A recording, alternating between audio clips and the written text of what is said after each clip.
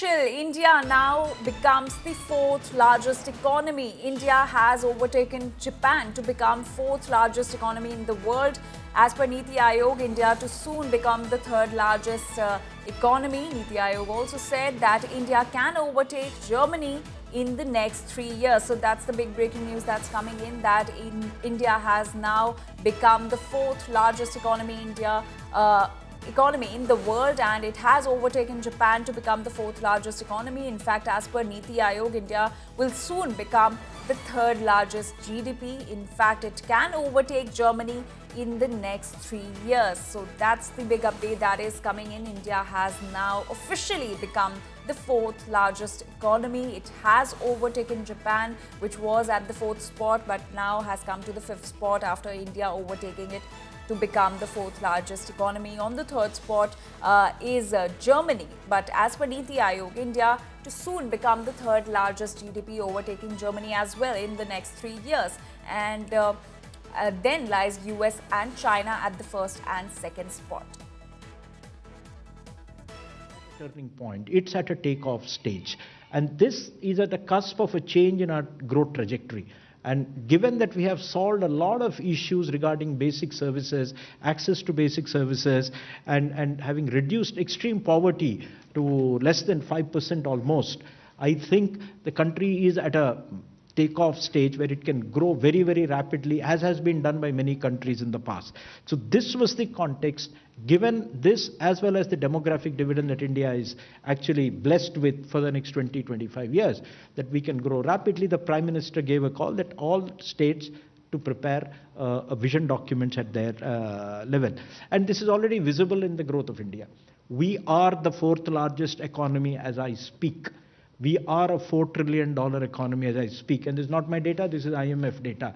India today is larger than Japan. So it's only the United States, China, and Germany which are larger. And if we stick to what is being planned, what is being thought through, it's a matter of another 2.5 to 3 years, we would become the third largest economy. And the good thing is, as we come here, almost 17 states have prepared and released or are on the verge of releasing their visions.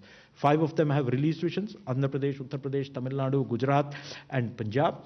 And I know that the other 12 ongoing will come out by August, actually.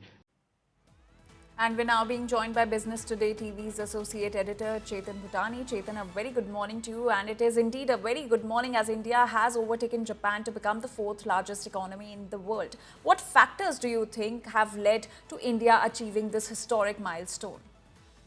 Absolutely, it's a really a good news for the Indian economy and formal job economy as well, because India, as we hear from BVS Subramaniam, the CEO of NITI Aayog, post briefing to the reporters after PM met the state's chief ministers and other functionaries, India is now the fourth largest economy in the world. In fact, it has overtaken Japan and only behind US, Germany, and other countries as well. But what factors, contributing to this fact? Remember, in the last 2 days, we saw a brilliant development of the Reserve Bank of India giving a bonus to the government of India, a dividend to the government of India worth rupees 2.7 lakh crore rupees. That really is a very good indicator of how good and how healthy the economy is going. In fact, we also saw that the government, in fact, releasing the GST data, and of course the tax buoyancy levels are getting pretty well. We also saw that EPFO is continuing to add jobs on its formal portal as well. So these 3 to 4 factors we are considering, which is actually contributing to the growth of economy. Lastly, what we are also seeing is the fact that multiple times we have been seeing the rate cuts also cooling off. The government has in fact managed to put food inflation under check. It has managed to, in fact, reaching out to the GDP levels also on very healthy levels. So clearly, these 5 to 6 factors are contributing to the growth of formal economy, and of course, creating more jobs and adding more consumption is what the government plans to do next. So, as and when V.S. Subramaniam said that we have 3 to 4 years. If we stick to the plan, we will be going on to the second and the third largest economy in the world going forward as well. So clearly, if the plans are set, the tax levels are fine, the rates are getting cut, food inflation is under check, we will be having a good news for the economy in the going years as well.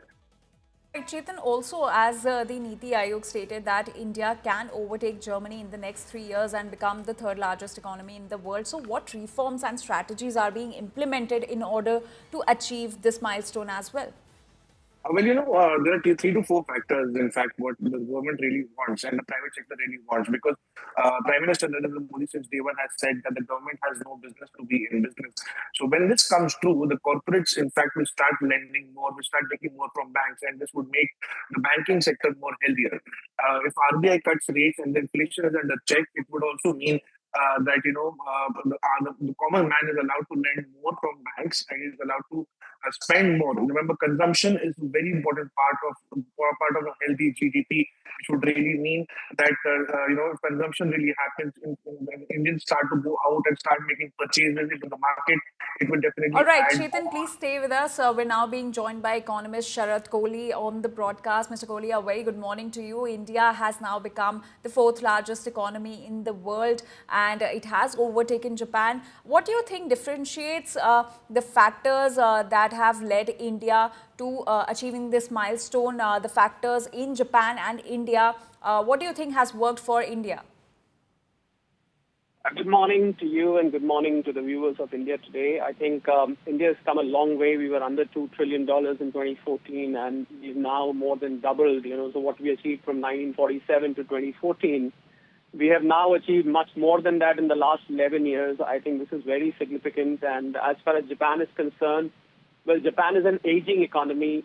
They are facing a crisis of demography. Their population is decreasing. They are not finding enough workforce to let their companies and the economy grow overall. As for India is concerned, I think the number of steps which government has taken over the last 11 years vis-a-vis on the economic front, they have been very noticeable, starting from GST to Insolvency Act to various welfare schemes, Ujjwala, Mudra, Stand Up India, Startup India. I think the ones which stand out for me have been the big infrastructure push which the government has given, more than 100 lakh crores spent on roads, highways, ports, railway stations, airports. I think that has made the difference because it has generated employment. It has lifted about 25 crore people from the multidimensional poverty index, for that matter.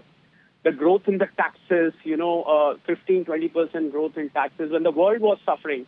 And the kind of fiscal discipline we have shown during COVID, when some of the finest and the most developed countries in the world were struggling with inflation, we managed to keep in control. I think that fiscal discipline is now paying its dividend, if I would like to say.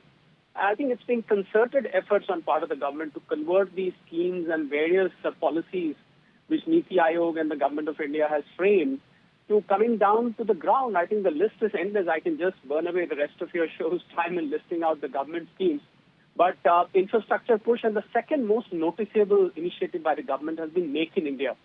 I think that has started to pick up now. That lion-shaped emblem which was there for this particular scheme has now started roaring. China Plus One scheme is there.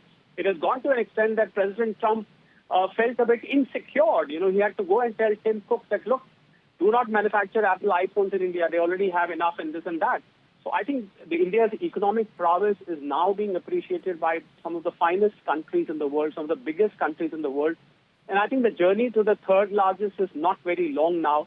My own calculation says we should be there in under 2 years. And a very interesting point I would like to make here is that, the value of rupee versus dollar also contributes to our reaching $4.189 trillion because if the dollar becomes weaker, we reach there quicker. So you remember when the dollar was strong, we were lagging behind. We were about $2.25 to $4 trillion. But I think strengthening rupee has also contributed. So I think one of the factors, apart from the economic growth, I would say, is a strong rupee, which would take us to that destination sooner than we can imagine. Absolutely. Mr. Sharath Kohli, thank you so much for speaking with India Today. So India has overtaken Japan and has become the fourth largest economy in the world. You just now heard all the factors that have led to India achieving this milestone.